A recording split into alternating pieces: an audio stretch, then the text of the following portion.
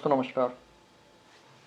आज के इस लेसन में हम देखेंगे कि डू डस और डिड का प्रयोग कहाँ किया जाता है, इसका अर्थ क्या होता है। बहुत सारे जो लर्नर्स हैं इसके यूज़ को लेके बहुत ज़्यादा कंफ्यूज रहते हैं, तो आज मैंने सोचा इसी विषय पे बात करें।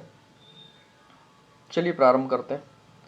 बहुत ध्यान से देखिएगा, बहुत काम का वीडियो है क्योंकि इसके कई प्रकार के प्रयोग होते हैं, तो प्रायः हम में से बहुत सारे लोग कन्फ्यूज़ रहते हैं, ख़ास तौर पर जो भी इस भाषा को सीखने की प्रारंभिक अवस्था में है। तो इस वीडियो के माध्यम से हम देखेंगे कि कहाँ पर हम डू डज और डिड का प्रयोग करते हैं और अलग अलग वाक्यों में इनके अर्थ क्या निकलते हैं।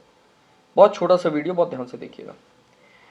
सबसे पहले अपन कुछ एग्जाम्पल देख लेते हैं, तो उससे बात थोड़ी क्लियर हो जाएगी, है ना। पहला एग्जाम्पल आप देख सकते हैं, क्या दिया हुआ है। He does not complete his work timely. ठीक है, तो he does not complete his work timely, इसका अर्थ क्या होता है। इसका अर्थ होता है वह अपना कार्य समय पर पूरा नहीं करता है। ये आप देख सकते हैं, ये लिखा हुआ है। तो ये डज नॉट कंप्लीट का मतलब है नहीं करता है, सीधी सी मतलब। अभी फिलहाल इतना समझो आप। तो जब भी ऐसे सेंटेंस बनाने होंगे जो हमको ये बताना है कि कोई व्यक्ति कोई काम नहीं करता है या नहीं करती है या नहीं करता हूं, तो वहां पर हम इन शब्दों का प्रयोग करते हैं। सेंटेंस को समझिएगा, इसलिए मैंने हिंदी में भी दिया हुआ है। कोई व्यक्ति कोई काम नहीं करता है, नहीं करती है, नहीं करता हूँ, नहीं करते हैं, इस टाइप की जो हम वाक्य हिंदी में बनाते हैं, वहाँ पर डज नॉट और डू नॉट का प्रयोग होता है। कहीं पर डज नॉट का, कहीं पर डू नॉट का, वो आपको आगे चल के बताता हूँ कहाँ पे डज का यूज़ करना है, कहाँ पे डू का करना है। आगे चलते हैं। Does he wake up early in the morning, क्या वो सवेरे जल्दी उठता है। तो पहला वाला जो सेंटेंस आपने बनाया था एक नकारात्मक वाक्य था, निगेटिव सेंटेंस। ठीक है, तो पहली चीज़ क्लियर हो गई। जब हमको ये बताना होता है कि कोई व्यक्ति कोई काम नहीं करता है, तो उस प्रकार के नेगेटिव सेंटेंस में हमको डज नॉट या डू नॉट का प्रयोग करना है। यहाँ पर सब्जेक्ट ही है, इसलिए हमने डज नॉट का प्रयोग किया है। आगे चल के हम डू नॉट का भी यूज़ देखेंगे। तो एक यूज़ तो हो गया जी, इसका प्रयोग अपन नेगेटिव सेंटेंस को बनाने में करते हैं। कौन से वाले सेंटेंस, जिसमें लास्ट में नहीं करता है, नहीं करती है, नहीं करता है, इस टाइप की बात आती है। इसी प्रकार से हम प्रश्नवाचक जब वाक्य बनाते हैं इन्हीं स्ट्रक्चर से संबंधित, कि क्या कोई व्यक्ति कोई काम करता है अथवा नहीं करता है, तो जब क्या लगा देते हैं, क्या तुम वहाँ रोज जाते हो, क्या तुम उससे मिलते हो, क्या तुम रोज पढ़ाई करते हो, तो ये करता है, करती है, करते हैं वाले जो वाक्य होते हैं, जब इनके प्रश्न बनाते हैं तो उसमें भी डू और डस का प्रयोग होता है। यद्यपि प्रश्न जब हम बनाते हैं तो डू और डस प्रारंभ में ही आ जाते हैं। इसी प्रकार से हमने यहाँ पर बनाया है, does he wake up early in the morning, तो डस का प्रयोग शुरू में ही हो गया। ही के साथ डस का प्रयोग करते हैं, इससे डस से स्टार्ट हुआ है। तो इसका अर्थ क्या निकल रहा है, क्या वह सुबह जल्दी उठता है। वेकअप का अर्थ होता है सोकर उठना। ठीक है, अब इसमें देखिए एक और प्रश्न है, why does he go there every day, वो वहां रोज क्यों जाता है। ये भी वही बात, क्यों करता है, करता है, करती है, करते हैं, जो हम बात कर रहे हैं। तो किसी भी प्रकार का प्रश्न आप बनाएंगे इस प्रकार के सेंटेंस से जुड़ा हुआ, चाहे नकारात्मक हो या प्रश्नवाचक हो, तो उसमें आपको डू डस का प्रयोग करना पड़ेगा। अंतर सिर्फ इतना है कि ये वाले जो प्रश्न होते हैं जिनका आंसर आप यस या नो में दे सकते हो, क्योंकि सेकंड नंबर का सेंटेंस भी प्रश्न है और थर्ड नंबर का भी प्रश्न है, तो इसको आइडेंटिफाई कैसे करेंगे। इसका सिंपल सा जवाब है कि एक प्रश्न ऐसे होते हैं जिनका जवाब आप यस या नो में दे सकते हो, और दूसरे प्रश्न वो होते हैं जिनका यस या नो में नहीं दे सकते हैं, और ये प्रायः WH वर्ड से स्टार्ट होते हैं, जैसे why, where, when, what, who. ठीक है, why does he go there every day, इसका आंसर आप यस नो में नहीं दे सकते हो, आपको इसका जवाब देना पड़ेगा। ठीक है, तो किसी भी प्रकार का आप प्रश्न बनाए, प्रश्न बनाने में हमको डू डज का प्रयोग करना पड़ता है। Why does he go there every day, वो वहां रोज क्यों जाता है। तो ये तो हो गई पहली बात कि डस का प्रयोग कहाँ करना है। कहाँ करना है, करता है, करती है, करते हैं से संबंधित जो भी नेगेटिव सेंटेंस होंगे, नहीं करता है, नहीं करते हैं, नहीं करते हैं वाले, इसमें अपने को नकारात्मक सेंटेंस बनाते समय डज नॉट का प्रयोग करना है।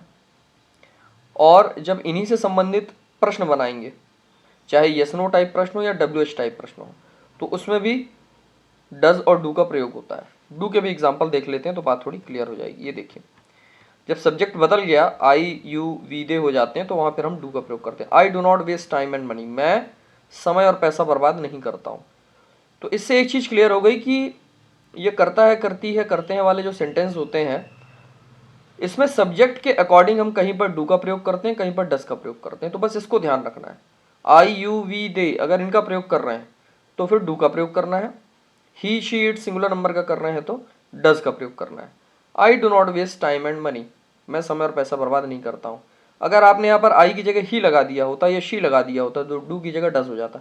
She does not waste time and money, बस ये ध्यान रखना है। इसी प्रकार से do they come here every day, क्या वो यहाँ रोज आते हैं? तो जैसे डज में अपन कर रहे थे, प्रश्न बनाने के लिए डज बाहर आ रहा था, इसी प्रकार से जिन सब्जेक्ट्स में हम डू लगाते हैं जब उनके प्रश्न बनाते हैं तो उसमें भी प्रारंभ में डू का प्रयोग किया जाता है। दे प्लूरल नंबर है, इसके साथ डू का प्रयोग होता है, इसलिए डू से ही प्रारंभ हुआ है। Do they come here every day, क्या वो यहाँ रोज आते हैं? WH वाले जब क्वेश्चन बनेंगे इन सब्जेक्ट से रिलेटेड तो उसमें भी डू पहले आ जाएगा। Why do they come here every day, वो यहाँ रोज क्यों आते हैं?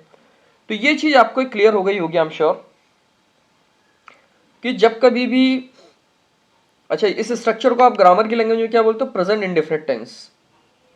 ठीक है, मैं वो भी इंट्रोड्यूस कर देते हैं। जो स्ट्रक्चर होता है, करता है, करती है, करते हैं, इसको अपन ग्रामर की लैंग्वेज में बोलते हैं present indefinite tense.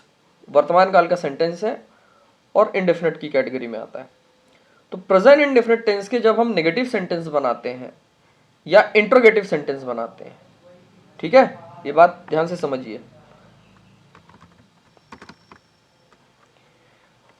Present indefinite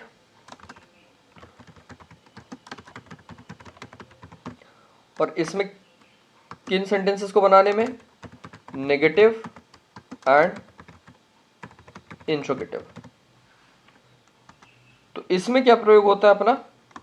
do and डस। ये बात क्लियर? अब देखिए अपन डिड का यूज देखते हैं।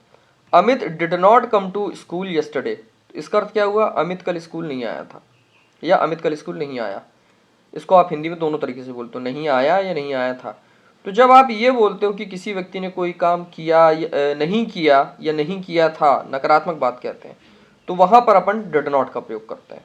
इसमें अच्छी बात यह है कि इसमें सब्जेक्ट का ध्यान नहीं रखना है, ठीक है। इसमें चाहे ही हो चाहे आई हो, सभी के साथ डिड का ही प्रयोग करना है अपने को। पास्ट की बात करते हैं, प्रेजेंट में डू और डस का फर्क रखना है। पास्ट की जब बात करेंगे तो सभी के साथ डिड का प्रयोग करना है। अमित कल स्कूल नहीं आया था, Amit did not come to school yesterday. अब इसी से जुड़ा हुआ जब आप प्रश्न बनाएंगे, did you see him anywhere, क्या तुमने उसे कहीं देखा या क्या तुमने उसे कहीं देखा था, तो ये भी पास्ट की ही बात कर रहे हैं। तो इसमें सेंटेंस किससे स्टार्ट होगा? डिड से। तो जैसे अपने प्रेजेंट इंडेफिनिट के नेगेटिव और इंट्रोगेटिव सेंटेंस में डू डस का प्रयोग किया था, उसी तरीके से पास्ट इंडेफिनिट के नेगेटिव और इंट्रोगेटिव सेंटेंस बनाते समय हमको डिड का प्रयोग करना है। अगर नेगेटिव बना रहे हैं तो सब्जेक्ट के बाद डिड नॉट आएगा, इंट्रोगेटिव बना रहे हैं तो डिड से ही प्रारंभ होगा। इसी प्रकार से WH वाला क्वेश्चन बना रहे हैं तो उसमें WH क्वेश्चन से स्टार्ट होगा। जैसे why did you not come to school yesterday, तुम कल स्कूल क्यों नहीं आए थे, तो इसको हमने वाई से स्टार्ट कर दिया। लेकिन simple yes no type question होता, did you see him yesterday, तो डिड से स्टार्ट हो जाता। तो ये बात क्लियर हो गई। डू डस डिड का प्रयोग कहाँ किया जाता है? पहली चीज नकारात्मक सेंटेंस बनाने में, दूसरा इंट्रोगेटिव सेंटेंस बनाने में। डू और डस का प्रयोग प्रेजेंट टेंस में, डिड का प्रयोग पास्ट टेंस में। प्रेजेंट और पास्ट में भी किस कैटेगरी में? इंडेफिनिट वाली कैटेगरी में, सिंपल प्रेजेंट या सिंपल पास्ट के सेंटेंस बनाने में। तो बहुत साधारण सी बात है समझने की, मैंने समझाने के हिसाब से एग्जांपल दिए हैं। यही बात मैंने यहाँ समझाई है। इन सभी शब्दों का प्रयोग दो तरीके से किया जाता है इंग्लिश लैंग्वेज में, एक मेन वर्ब के रूप में और एक हेल्पिंग वर्ब के रूप में। अभी जो हमने ऊपर देखा था वो हेल्पिंग वर्ब के रूप में। क्यों है हेल्पिंग वर्ब के रूप में? आप देखिए इसमें देखो एक वर्ब आ रही है कम, है ना, तो कम क्या है? मेन वर्ब है। इसमें कौन सी है मेन वर्ब? सी। इसमें भी कम। तो जब इसमें ऑलरेडी एक मेन वर्ब है तो इसका मतलब ही ये है कि डू डज डिड क्या है यहाँ पर? हेल्पिंग वर्ब है। कहीं कहीं पे इनका प्रयोग मेन वर्ब के रूप में भी किया जाता है, तो उनको भी अपन देख लेते हैं। जैसे उदाहरण के तौर पे वह रोज व्यायाम करता है। अब यहाँ पे आप क्या बोल रहे हो? He does exercise daily. तो यहाँ डज जो है मेन वर्ब के रूप में प्रयोग हो रही है, इसका मतलब ये होता है करता है। जैसे सी का मतलब है देखना, गो का मतलब है जाना, उसी प्रकार से डू एक मेन वर्ब भी होती है जिसका मतलब होता है करना। तो यहाँ पर मेन वर्ब के रूप आप प्रयोग कर रहे हो। ही डज एक्सरसाइज डेली मतलब, तो ही डज एक्सरसाइज का मतलब क्या होगा? वह रोज व्यायाम करता है। ठीक है, इसी प्रकार से अगर आप बोलेंगे मैं अपना हर काम स्वयं करता हूं, इसमें भी करना आ रही है वर्ब, कोई दूसरी क्रिया है ही नहीं, देखना, जाना, सोना, ऐसी कोई वर्ब नहीं, करना ही है वर्ब। मैं अपना हर काम स्वयं करता हूँ, इसलिए इसमें भी अपन ने किसका प्रयोग किया, डू का प्रयोग किया, क्योंकि सब्जेक्ट क्या है, I do all my work on my own. तो इस प्रकार के जो सेंटेंस होते हैं यहाँ पर डू और डज हेल्पिंग वर्ब नहीं है, यहाँ पर ये मेन वर्ब है, क्योंकि मुख्य क्रिया ही क्या है, करना। अगर करने के अलावा कोई क्रिया है, आना, जाना, सोना, लिखना, पढ़ना, तो फिर वहां पे उनसे संबंधित वर्ड का यूज होगा, come, go, write, sleep, complete, etcetera. But जब मेन वर्ब ही करना है तो फिर वहां पे अपन को डू या डस का प्रयोग करना पड़ेगा, और इसका प्रयोग पास्ट में भी होता है। फॉर एग्जाम्पल,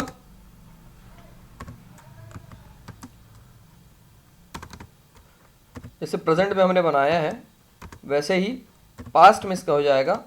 उदाहरण के तौर पे, I did all my work on my own. I did all my work on my own मतलब मेरा जितना भी काम था मैंने स्वयं किया, इसका अर्थ ये हो जाएगा। तो केवल इसमें वर्ब क्या है, करना। तो जब प्रेजेंट में बात कर रहे हैं तो डू डस का प्रयोग कर रहे हैं, पास्ट में कर रहे हैं तो डिड का कर रहे हैं। तो कभी कभी इस तरीके से भी डू डस डिड का प्रयोग होता है मेन वर्ब के रूप में, तो वो भी हमको पता होना चाहिए ताकि कंफ्यूजन ना हो, क्योंकि कंफ्यूजन होता ही इस वजह से, कहीं पर हेल्पिंग वर्ब के रूप में यूज होता है, कहीं पर मेन वर्ब के रूप में यूज होता है। तो इसलिए बच्चे कई बार क्या होते हैं, कंफ्यूज हो जाते हैं। बच्चे से इन द सेंस लर्नर्स, बच्चे does not mean that people below certain age. Anybody who is learning, it's very common for them to get confused regarding these three words do, does and did, for this very simple reason, because these words are used differently in different situations and we must know all kind of usages. हमें हर प्रकार का use पता होना चाहिए। यही बात जो मैंने अभी आपको एक्सप्लेन की है वही चीज मैंने नोट में लिखी हुई है। ऐसे वाक्यों में डू डस का अर्थ करता है के रूप में निकलता है, क्योंकि मेन वर्ब के रूप में डू का अर्थ करना होता है। ठीक है, अतः दोनों ही प्रकार के प्रयोगों में इन शब्दों के अर्थ भिन्न भिन्न निकलते हैं, और जो बात मैंने आपको शुरू में बताई वही बात यहाँ पे नोट की हुई है। डू और डस का प्रयोग सदैव वर्तमान काल में और सिंपल प्रेजेंट के वाक्यों को बनाने में किया जाता है, और यहाँ पे मैंने आपको बता दिया डू का प्रयोग कहाँ करना है, जब सब्जेक्ट क्या होंगे, आई, यू, वी, दे और प्लूरल नंबर, और डस का प्रयोग कहाँ करना है, जब सब्जेक्ट क्या होंगे, ही, शी, इट या सिंगुलर नंबर। ठीक है, और डिड का प्रयोग कहाँ होगा, डिड का प्रयोग पहली चीज हमेशा पास्ट टेंस में होगा, वो भी सिंपल पास्ट के सेंटेंस को बनाने में, जो ऊपर अपन ने बताया था, किसी ने कोई काम नहीं किया, क्या किसी ने कोई काम नहीं किया, इस तरीके के जो सेंटेंस हमने देखे हैं। और सभी सब्जेक्ट के साथ डिड का प्रयोग होगा। जैसे प्रेजेंट में डू और डस का ध्यान रखना होता है, पास्ट में इसकी चीज की कोई प्रॉब्लम नहीं, आई का यूज करो या ही का यूज करो, सभी के साथ डिड नॉट लगाना है आपको। या प्रश्न बना रहे हैं तो डिड से ही प्रारंभ करना है, डिड यू गो देयर, और did you help him, did you apply for that post. तो जो भी आप सब्जेक्ट लगाएंगे उसमें डिड का प्रयोग कर लेंगे। और ये यहाँ पर हमने वही बात की, आमतौर पर नकारात्मक और प्रश्नवाचक वाक्यों को बनाने में किया जाता है आमतौर पर, बट कभी कभी अपन मेन वर्ब के रूप में भी करते हैं। तो आज के इस लेसन में मैंने आपके साथ एक छोटे से लेसन में जो लगभग 10 से 15 मिनट का रहा होगा, आपके साथ मैंने चर्चा की डू डज और डिड के संबंध में, कि आप उसके अर्थ को समझ सकें और सही तरीके से इसका प्रयोग कर सकें। I hope you found the video useful, meaningful. So if you really found it useful, please like the video and share it with other people also, and do not forget to support us by subscribing this channel. See you very soon with another very interesting video. If you want me to make a video on any specific topic, do share your query in the comment box. I try to respond to your query as early as possible. Thank you very much.